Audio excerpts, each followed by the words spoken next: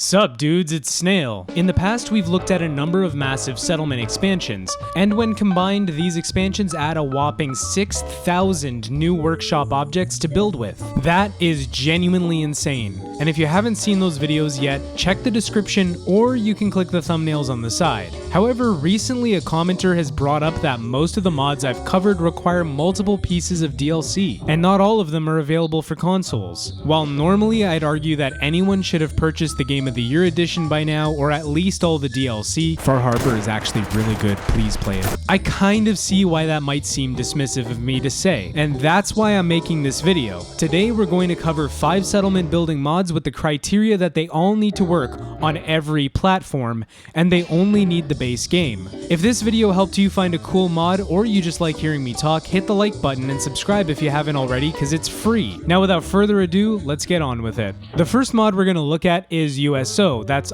Unlocked Settlement Objects. This one comes on all platforms and it's by Andrew CX. Unlocked Settlement Objects, like the name implies, uses only in-game assets. USO is an expansion mod that makes every single object that you see in the vanilla game buildable in the workshop. Everything is unlocked. It's available for all platforms, so anyone on any platform can download this mod, and we're looking at the core component today, which requires no DLC, making this mod one of the most accessible building expansion mods out there. Because USO was originally designed for PS4, and PS4 has some extreme restrictions placed on modding games, this is also going to be one of the smallest files you'll ever have to download, with the core version being less than 1 megabyte. This is compared to Homemaker, which we previously looked at, which comes out to over 300 megabytes. And that size difference is even more impressive when you actually get your hands on the mod and look through everything that it has to offer. Every vanilla game asset that you could think of, from Institute furniture to Raider spike defenses, and the massive junk fences that you see around the city sometimes, just being a few examples. You'll even get access to pre-war items like pristine condition vehicles and undamaged chain link fences. You can also build some of the massive monuments you see in the game, such as the Bunker Hill Monument or mausoleums and bandstands. There are a couple of notes that I took while I was using the mod that I think I should share with you. One being some of the hitboxes on items aren't perfect, like the modular capsule buildings. You're gonna have a hell of a time trying to place them to look aesthetically pleasing, so I do recommend using this mod with a place anywhere type mod. Secondly, due to the menu restructuring, look for whatever you want under the USO integrated header first. When I first started the game and started building after installing the mod, I was really confused to find most of the default tabs to be completely empty. That's because they get restructured and moved into the USO integrated header.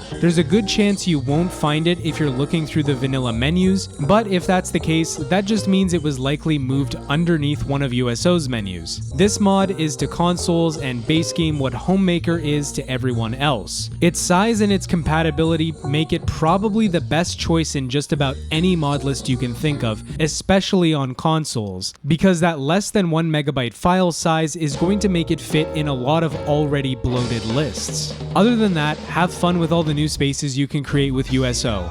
And speaking of new spaces, this next mod is going to help you take advantage of all that new space you can create by giving you the ultimate ability in decorating those spaces. Here's a question. Have you ever tried decorating a space in your settlement only to find the items you placed are prone to knocking over? I mean, it's frustrating trying to set up the communal liquor and chems display when your bottles and jet keep toppling and getting launched everywhere at the slightest gust of wind. If only there was a way to keep them glued in place.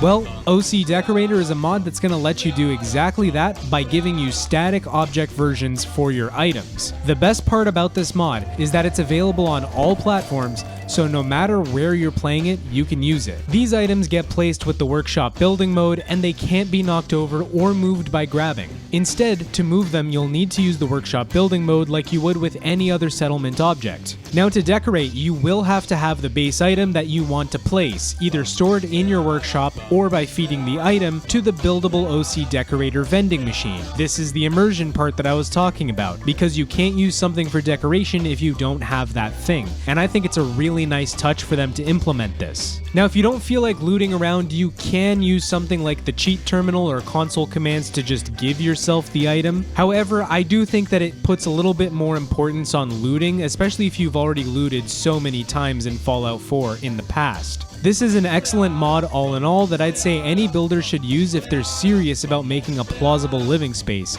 considering the sheer vastness of items that you can use for decoration. Once again, OC Decorator, and it's on all platforms. I suggest you pick it up. Alright, so we've expanded the number of buildings in a settlement and we've expanded our decoration capabilities, but how about power? We've all encountered this at some point. You build and you build and you build, and eventually your power output just isn't enough for what you have put down. So you place a new generator, and that's fine for a while until you keep building, and eventually you have to place a new generator.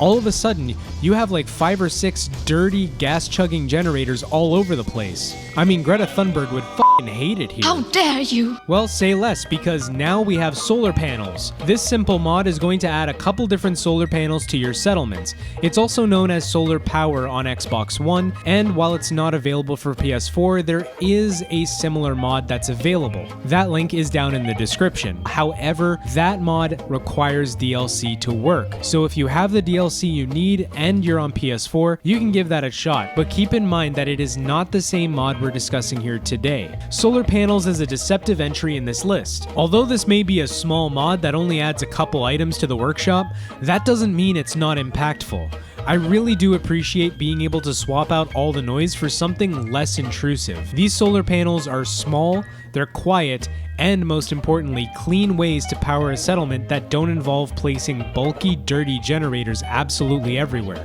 As a flavor bonus, the author has also given the panels a happiness bonus for your settlers, since it'll be missing all the gross things that come with burning fuel for energy. In order to build these, you're of course going to need the materials listed in the workshop, but it will also require you to have the Science 1 perk as well. Along with the generators comes some optional solar panel batteries that can be snapped into place within the panels just to keep the clutter managed and give your panel a slight boost in output. You don't have to build these, but I like building them for immersion's sake. This mod is worth it for just about anyone who's thinking of making improvements to their power grid. These take up next to no space in a settlement and can provide lots of power relative to the space they do take up. Give the solar panels a shot. You're going to love them. Now, moving from a smaller mod up to a larger scale of building mod, Mad Kia 500 plus workshop items is our next entry.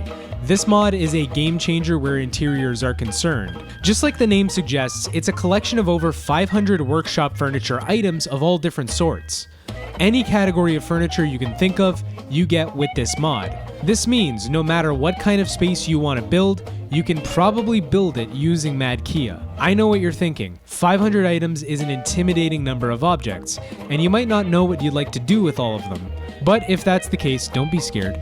You can always visit the Mad Kia showroom on the east side of Walden Pond.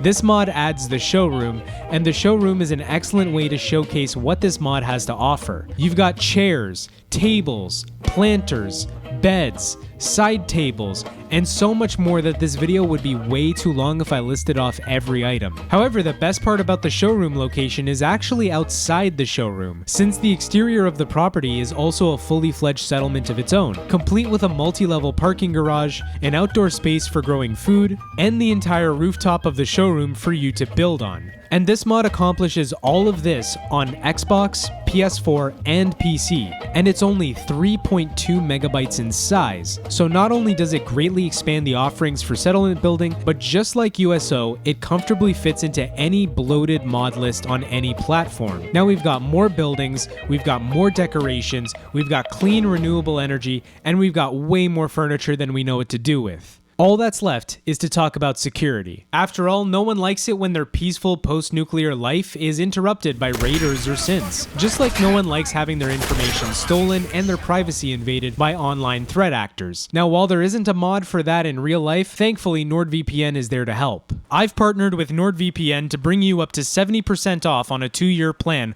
when you sign up using my link down below in the description. Staying safe online is not as simple as it used to be. It's increasingly difficult these days to keep your information safe since everyone seems to want a piece of your data. Threat actors come in all shapes and sizes, and often you don't know it until it's too late. That's why NordVPN is here to help. NordVPN allows you to change your IP address, making you harder to track and securing your online privacy. A VPN is essential to online life these days, and Nord is an industry leader in providing safe access to the internet with any device it protects. Rated best overall VPN by Forbes, it's the fastest VPN according to independent studies, and with 6,400 servers in over 1,100 countries, you can browse securely from up to 10 devices at once from anywhere in the world. So get yourself some digital ballistic weave and fortify your security. Get Nord. Now, back to the video. Last but definitely not least is what I consider the king of Vanilla Plus building mods. It is so unbelievably simple, but adds so much that was previously missing from settlement building. That is, junk fences that are actually fences. I'm talking about snappable junk fences from Darth Wayne. This mod gives you junk fences that are 5% larger than fences provided by the base game, and they have some snap points added all over them. This means you can actually create continuous junk fences that actually do what a fence is supposed to do. Previously with the vanilla fences, you pretty much had to approximate where the fence should go, and it led to some less than desirable results and didn't really feel all that secure, especially when you can see right through the massive gaps in the fencing.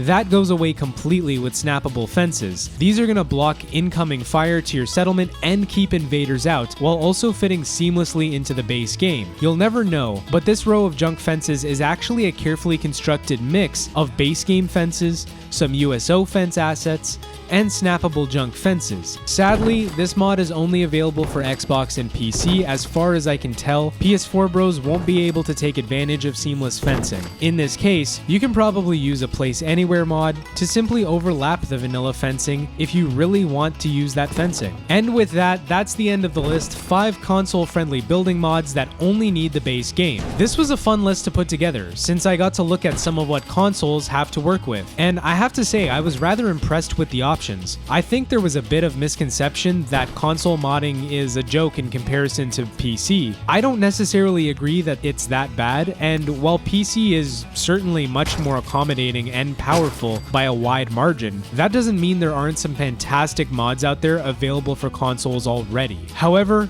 and I do have to stress this, if you don't currently own the DLC, you should really consider buying the DLC. The experiences you can get out of the DLC are arguably as good or better than the base game. At the very least, Far Harbor is a fantastic piece of story writing in a game that often suffers from surface level story writing. Aside from that, you're simply able to use more mods, and if you ask me, that's not a bad thing. Anyways, that's gonna do it for me. I'm Snail, take care, brush your hair. Have a look at one of these videos on the end screen. You might like one. Maybe that one in the top left, who knows. Until next time, see you guys later. Peace.